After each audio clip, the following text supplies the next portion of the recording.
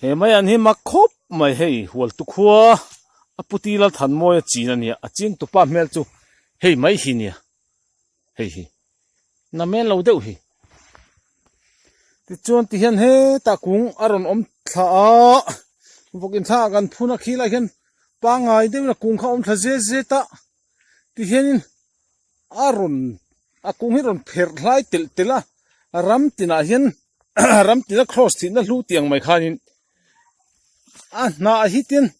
aron om truk maya he ti hian tian a na hlir han sik don phel chu a tong chen le ka hen chung rol tlai si tur oma ti hian aron ti thazela hi voi ni som pali zu ni som pali zir top ni a thla kan han la rap tu ni a mor chu tian om ta sung mai ni hei a na hlir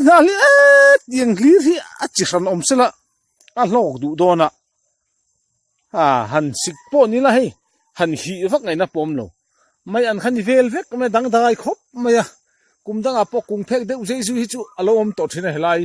vokin thang oi panga hian amaro chu kuminang na sa hi chu keni pu galam lo hen en chiang ve ma te u maksir sur de ni he tingan he tre antram man hun ani zela tikhen ki la hen vokin oma vokin thang aten han an siam khan ya ki la hen aching tunu bermai pcb sangpui angor ala phetlat ki afanu pomin alaw ni vur hi ching tu ni magati zia hril fa ka voi tam mi hrila a eng ruwa ka lo ngai lawa khi kan vok in chu ni vok pali apui pali vul theina ni na men lo dewani tian chumte jing mup ma tian thei hai te kol sun hnu te lam khong te oma thang hen he ta hen te kol thei te le se thum khang hu nen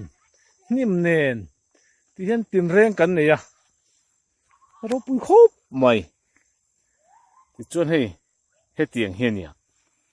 la man thei te tui chi Uganda thei te ni khi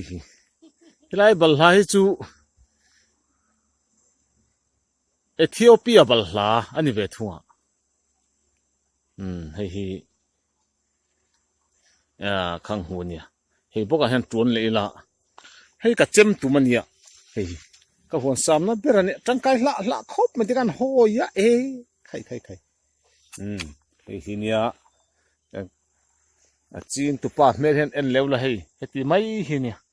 ti tlak vak om lo ma se ti he chin choklat ma khop mai kan du to kang